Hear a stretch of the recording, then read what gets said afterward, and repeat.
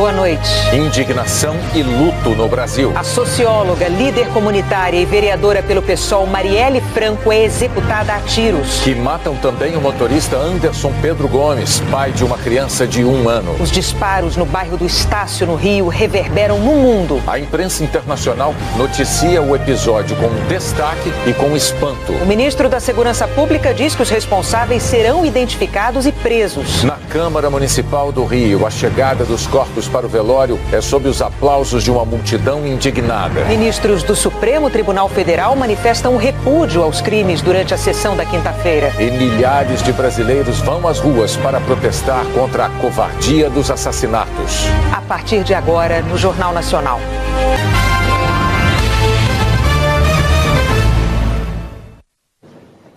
Ao longo de toda esta quinta-feira, 15 de março, os brasileiros foram tomados por um sentimento de indignação de tal ordem que, no fim do dia, milhares de pessoas estavam nas ruas para deixar muito claro: os cidadãos de bem deste país exigem a investigação rápida e a punição exemplar dos assassinos da vereadora do PSOL, Marielle Franco, e do motorista Anderson Pedro Gomes, que dirigiu o carro em que ela estava ontem à noite, no centro do Rio de Janeiro. Por volta das 9 da noite, a vereadora, uma assessora dela e o motorista Anderson Pedro Gomes saíram do evento de carro e seguiram por quase 3 quilômetros. A polícia procura imagens de câmeras de segurança ao longo desse trajeto. A viagem foi interrompida no bairro do Estácio, também na região central da cidade.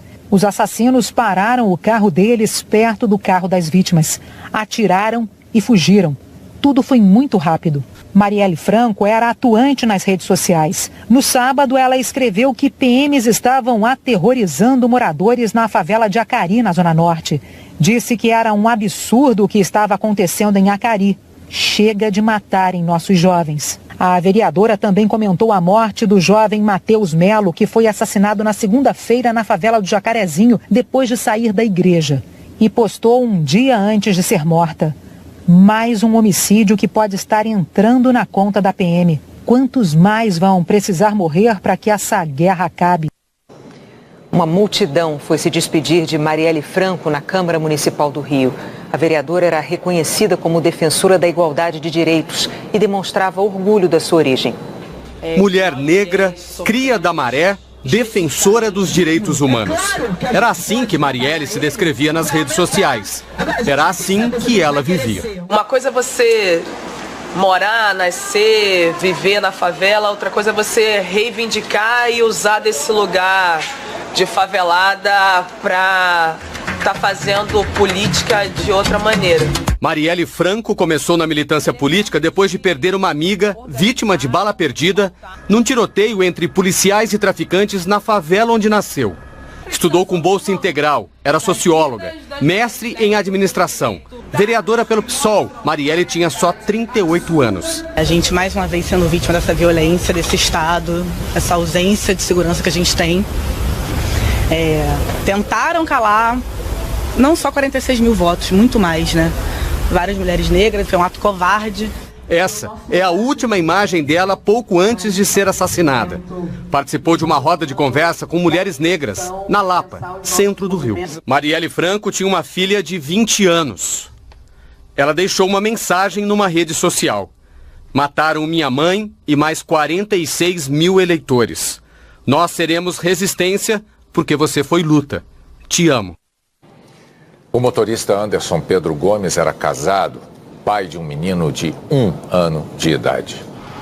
No IML, a hora de enfrentar um duro momento, reconhecer o corpo da pessoa que se ama, saber que ela não vai estar mais presente ali do lado.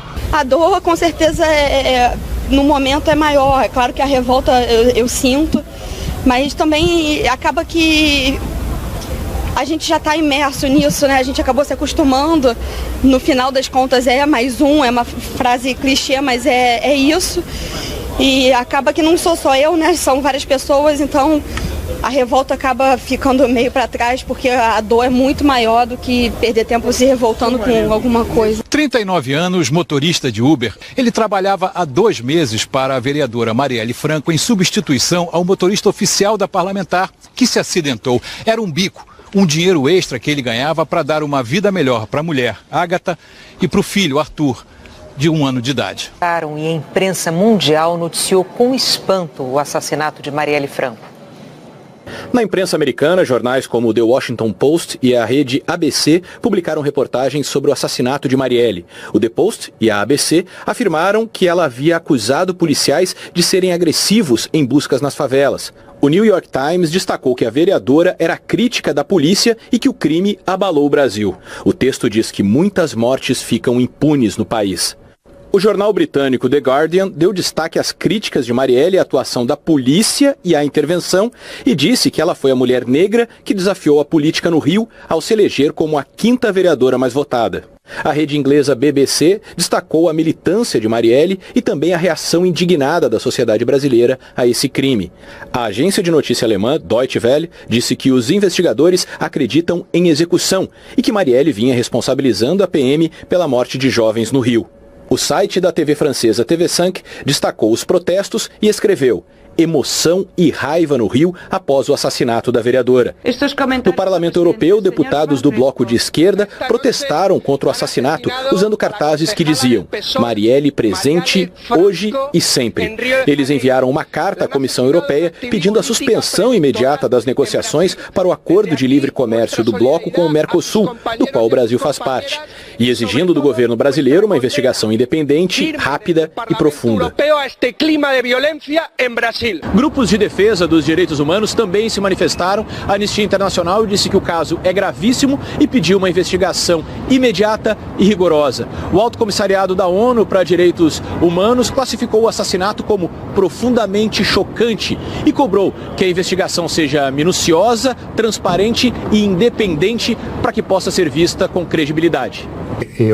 Daniel Wilkinson, diretor para as Américas do Human Rights Watch, disse que a investigação tem que identificar e punir os culpados.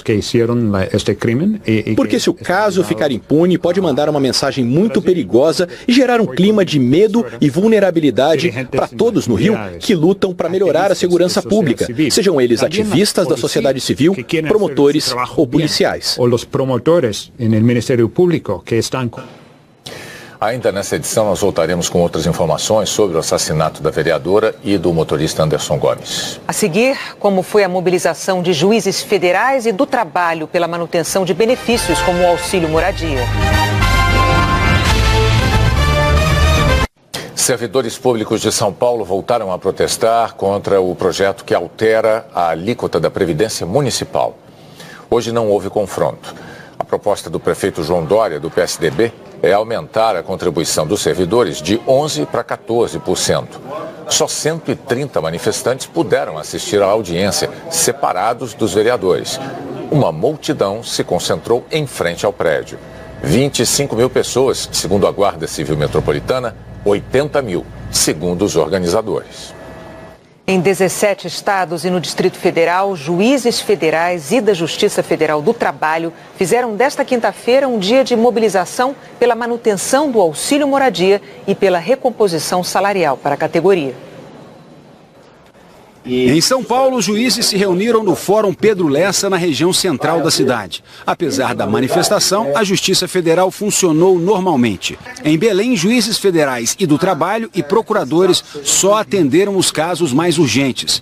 Em Fortaleza, 43 juízes federais e trabalhistas e representantes do Ministério Público do Trabalho aderiram à paralisação. Em Brasília, a manifestação ocorreu no TRT, onde as audiências foram desmarcadas. Juízes estaduais defendem o pagamento do auxílio moradia, mas não aderiram ao movimento. A Associação dos Juízes Federais e associações de procuradores federais e do trabalho dizem que tiveram perda salarial de 40% desde 2005. Pedem um reajuste de 16,8% e não aceitam perder o auxílio moradia de R$ 4.377 por mês. Alegam que há um movimento para enfraquecer o judiciário na briga contra a corrupção. Estamos fazendo esse ato como um direito não só constitucional de resistir, de protestar e de denunciar, mas um direito natural mesmo que nós temos de realizar esse protesto e de esclarecimento e de alerta à população. Porque um judiciário fraco só vai satisfazer, só vai beneficiar aqueles que durante anos e anos praticaram atos ilícitos no Brasil. Uma liminar concedida pelo ministro Luiz Fux, do Supremo Tribunal Federal, em setembro de 2014, estendeu o pagamento do auxílio moradia aos magistrados e procuradores da República de todo o país. A decisão de Fux foi referendada um mês depois pelo Conselho Nacional de Justiça e pelo Conselho Nacional do Ministério Público. O Conselho dos Presidentes dos Tribunais de Justiça se manifestou em nota contra o movimento. Afirmou que considera inadmissível pressionar ministros da Suprema Corte com paralisação de atividade essencial à sociedade. No próximo dia 22, o plenário do Supremo deve decidir se mantém ou suspende o pagamento do auxílio moradia. Hoje só não recebem o benefício juízes e procuradores da República que ocupam imóvel funcional. O Supremo Tribunal Federal derrubou a imposição de um limite de 15% do dinheiro do fundo partidário para campanhas de candidatas.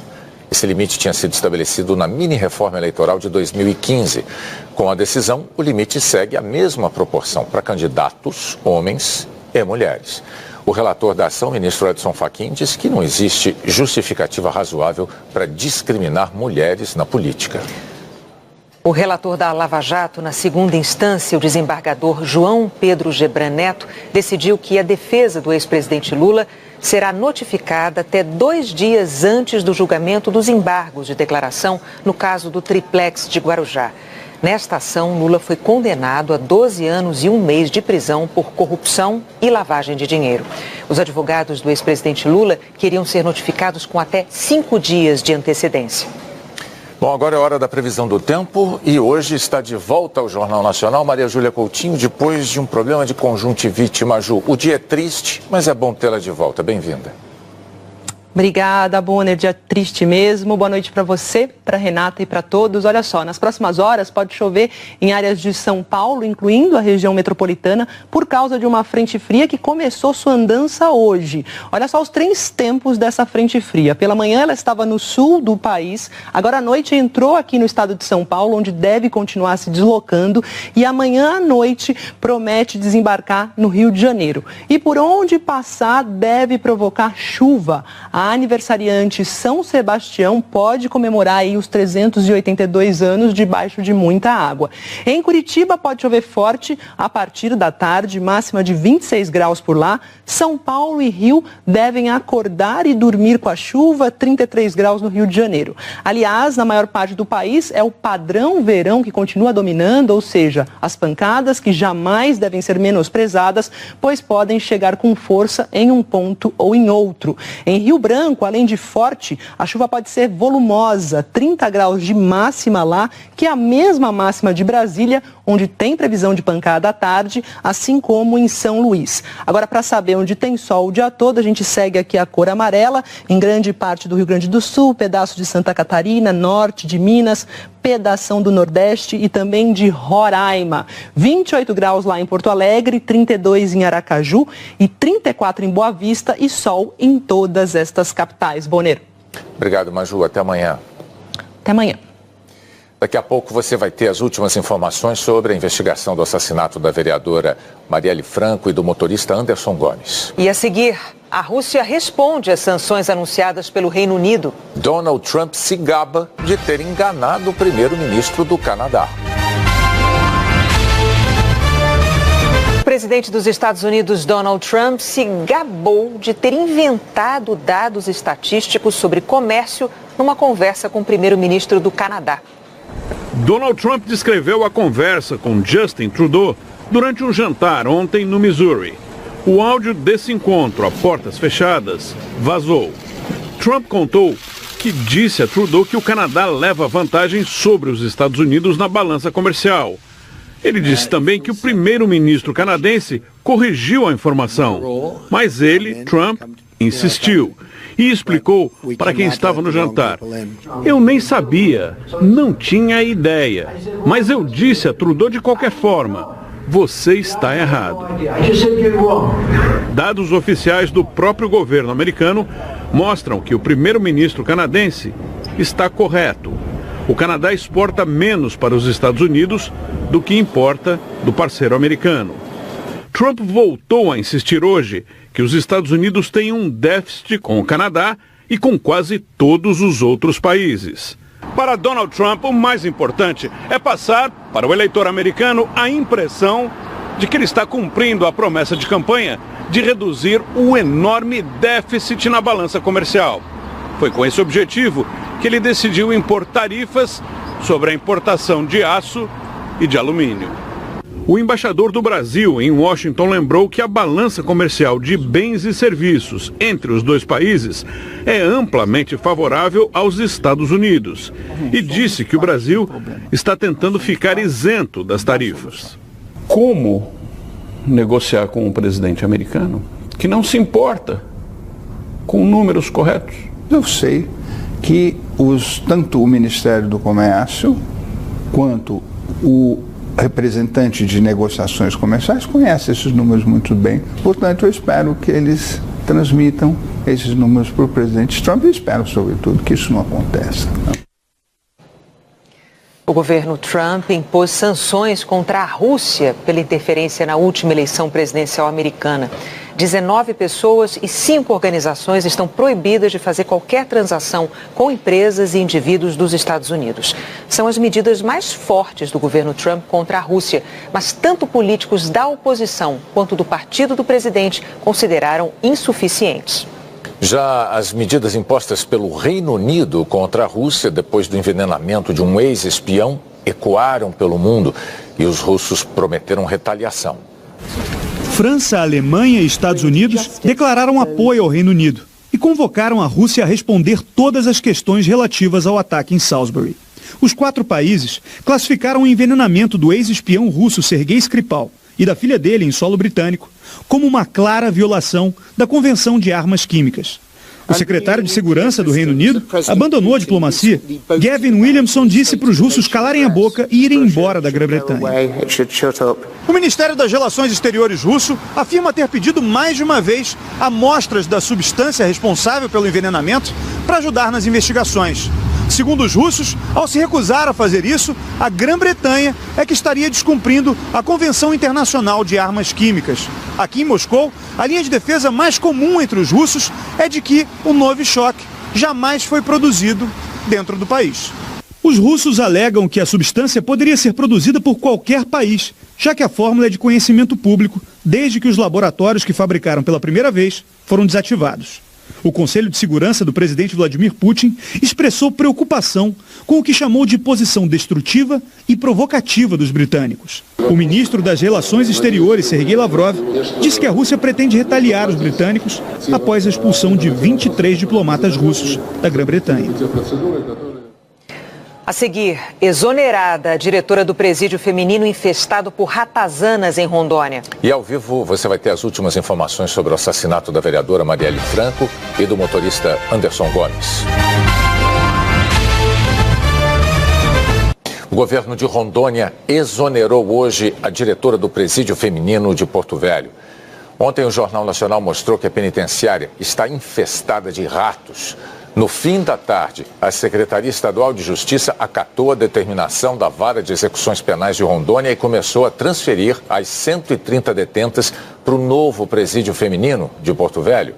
As obras do prédio estão praticamente concluídas. Vou falar agora do assassinato da vereadora Marielle Franco e do motorista Anderson Pedro Gomes, um crime que acabou provocando indignação no Brasil inteiro e a gente viu no mundo também. A repórter Tatiana Nascimento traz ao vivo as informações da Delegacia de Homicídios do Rio. Tatiana.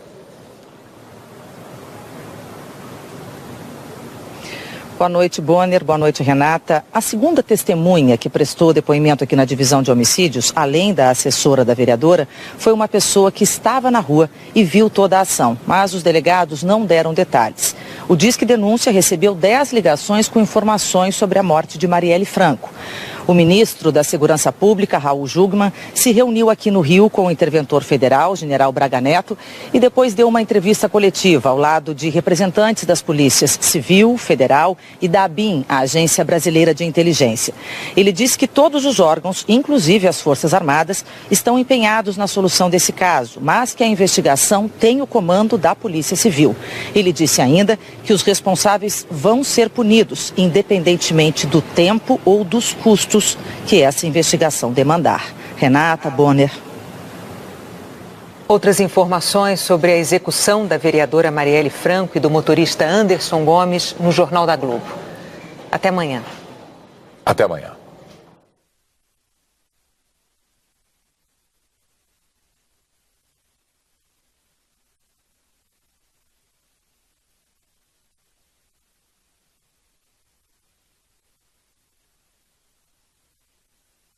Ou em outro. Em Rio Branco, além de forte, a chuva pode ser volumosa, 30 graus de máxima lá, que é a mesma máxima de Brasília, onde tem previsão de pancada à tarde, assim como em São Luís. Agora, para saber onde tem sol o dia todo, a gente segue aqui a cor amarela, em grande parte do Rio Grande do Sul, pedaços de Santa Catarina, norte de Minas, pedação do Nordeste e também de Roraima. 28 graus lá em Porto Alegre, 32 em Aracaju e 34 em Boa Vista e sol em todas estas capitais. Bonner. Obrigado, Maju. Até amanhã. Até amanhã. Daqui a pouco você vai ter as últimas informações sobre a investigação do assassinato da vereadora Marielle Franco e do motorista Anderson Gomes. E a seguir, a Rússia responde às sanções anunciadas pelo Reino Unido. Donald Trump se gaba de ter enganado o primeiro-ministro do Canadá. O presidente dos Estados Unidos, Donald Trump, se gabou de ter inventado dados estatísticos sobre comércio numa conversa com o primeiro-ministro do Canadá. Donald Trump descreveu a conversa com Justin Trudeau durante um jantar ontem no Missouri. O áudio desse encontro, a portas fechadas, vazou. Trump contou que disse a Trudeau que o Canadá leva vantagem sobre os Estados Unidos na balança comercial. Ele disse também que o primeiro-ministro canadense corrigiu a informação, mas ele, Trump, insistiu e explicou para quem estava no jantar: eu nem sabia, não tinha ideia, mas eu disse a Trudeau de qualquer forma, você está errado. Dados oficiais do próprio governo americano mostram que o primeiro-ministro canadense está correto. O Canadá exporta menos para os Estados Unidos do que importa do parceiro americano. Trump voltou a insistir hoje que os Estados Unidos têm um déficit com o Canadá e com quase todos os outros países. Para Donald Trump, o mais importante é passar para o eleitor americano a impressão de que ele está cumprindo a promessa de campanha de reduzir o enorme déficit na balança comercial. Foi com esse objetivo que ele decidiu impor tarifas sobre a importação de aço e de alumínio. O embaixador do Brasil em Washington lembrou que a balança comercial de bens e serviços entre os dois países é amplamente favorável aos Estados Unidos e disse que o Brasil está tentando ficar isento das tarifas. Como negociar com um presidente americano que não se importa com números corretos? Eu sei que tanto o Ministério do Comércio quanto o representante de negociações comerciais conhecem esses números muito bem. Portanto, eu espero que eles... E escreveu: emoção e raiva no Rio após o assassinato da vereadora. No Parlamento Europeu, deputados do bloco de esquerda protestaram contra o assassinato, usando cartazes que diziam: Marielle presente, hoje e sempre. Eles enviaram uma carta à Comissão Europeia pedindo a suspensão imediata das negociações para o acordo de livre comércio do bloco com o Mercosul, do qual o Brasil faz parte, e exigindo do governo brasileiro uma investigação independente, rápida e profunda. Grupos de defesa dos direitos humanos também se manifestaram. A Anistia Internacional disse que o caso é gravíssimo e pediu uma investigação imediata e rigorosa. O Alto Comissariado da ONU para Direitos Humanos classificou o assassinato como profundamente chocante e cobrou que a investigação seja minuciosa, transparente e independente para que possa ser vista com credibilidade. Daniel Wilkinson, diretor para as Américas do Human Rights Watch, disse que a investigação tem que identificar e punir os culpados. Porque se o caso ficar impune, pode mandar uma mensagem muito perigosa e gerar um clima de medo e vulnerabilidade para todos no Rio que lutam para melhorar a segurança pública, sejam eles ativistas da sociedade civil, promotores ou policiais. Ainda nessa edição, nós voltaremos com outras informações sobre o assassinato da vereadora e do motorista Anderson Gomes. A seguir, como foi a mobilização de juízes federais e do trabalho pela manutenção de benefícios como o auxílio moradia. Servidores públicos de São Paulo voltaram a protestar contra o projeto que altera a alíquota da Previdência Municipal. Hoje não houve confronto. A proposta do prefeito João Dória, do PSDB, é aumentar a contribuição dos servidores de 11% para 14%. Só 130 manifestantes puderam assistir à audiência, separados dos vereadores. Uma multidão se concentrou em frente ao prédio. 25 mil pessoas, segundo a Guarda Civil Metropolitana, 80 mil, segundo os organizadores. Em 17 estados e no Distrito Federal, juízes federais e da Justiça Federal do Trabalho fizeram desta quinta-feira um dia de mobilização pela manutenção do auxílio moradia e pela recomposição salarial para a categoria. Em São Paulo, os juízes se reuniram no Fórum Pedro Lessa, na região central da cidade. Apesar da manifestação, a Justiça Federal funcionou normalmente. Em Belém, juízes federais e do trabalho e procuradores só atenderam os casos mais urgentes. Em Fortaleza, 43 juízes federais e trabalhistas e representantes do Ministério Público do Trabalho aderiram à paralisação. Em Brasília, a manifestação ocorreu no TRT, onde as audiências foram desmarcadas. Juízes estaduais defendem o pagamento. Gomes era casado, pai de um menino de 1 ano de idade. No IML, a hora de enfrentar um duro momento, reconhecer o corpo da pessoa que se ama, saber que ela não vai estar mais presente ali do lado. A dor, com certeza, no momento é maior. É claro que a revolta eu sinto, mas também acaba que a gente já está imerso nisso, né? A gente acabou se acostumando.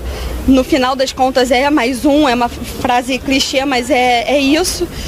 E acaba que não sou só eu, né? São várias pessoas, então a revolta acaba ficando meio para trás, porque a dor é muito maior do que perder tempo se revoltando com alguma coisa. 39 anos, motorista de Uber. Ele trabalhava há 2 meses para a vereadora Marielle Franco em substituição ao motorista oficial da parlamentar, que se acidentou. Era um bico. Um dinheiro extra que ele ganhava para dar uma vida melhor para a mulher, Ágata, e para o filho, Arthur, de 1 ano de idade. E a imprensa mundial noticiou com espanto o assassinato de Marielle Franco. Na imprensa americana, jornais como o The Washington Post e a rede ABC publicaram reportagens sobre o assassinato de Marielle. O The Post e a ABC afirmaram que ela havia acusado policiais de serem agressivos em buscas nas favelas. O New York Times destacou que a vereadora era crítica da polícia e que o crime abalou o Brasil. O texto diz que muitas mortes ficam impunes no país. O jornal britânico The Guardian deu destaque às críticas de Marielle à atuação da polícia e à intervenção e disse que ela foi a mulher negra que desafiou a política no Rio ao se eleger como a 5ª vereadora mais votada. A rede inglesa BBC destacou a militância de Marielle e também a reação indignada da sociedade brasileira a esse crime. A agência de notícia alemã Deutsche Welle disse que os investigadores acreditam em execução e que Marielle vinha responsabilizando a PM pela morte de jovens no Rio. O site da TV francesa TV5 destacou os protestos e escreveu: emoção e raiva no Rio após o assassinato da vereadora. No Parlamento Europeu, deputados do bloco de esquerda protestaram contra o assassinato usando cartazes que diziam Marielle presente hoje e sempre. Eles enviaram uma carta à Comissão Europeia pedindo a suspensão imediata das negociações para o acordo de livre comércio do bloco com o Mercosul, do qual o Brasil faz parte, e exigindo do governo brasileiro uma investigação independente, rápida e profunda.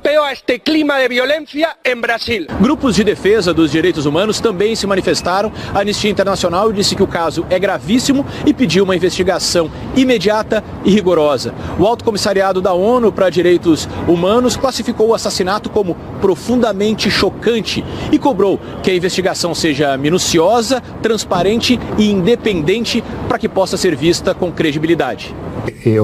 Daniel Wilkinson, diretor para auxílio moradia aos magistrados e procuradores da República de todo o país. A decisão de Fux foi referendada um mês depois pelo Conselho Nacional de Justiça e pelo Conselho Nacional do Ministério Público. O Conselho dos Presidentes dos Tribunais de Justiça se manifestou em nota contra o movimento. Afirmou que considera inadmissível pressionar ministros da Suprema Corte com paralisação de atividade essencial à sociedade. No próximo dia 22, o plenário do Supremo deve decidir se mantém ou suspende o pagamento do auxílio moradia. Hoje só não recebem o benefício juízes e procuradores da República que ocupam imóvel funcional.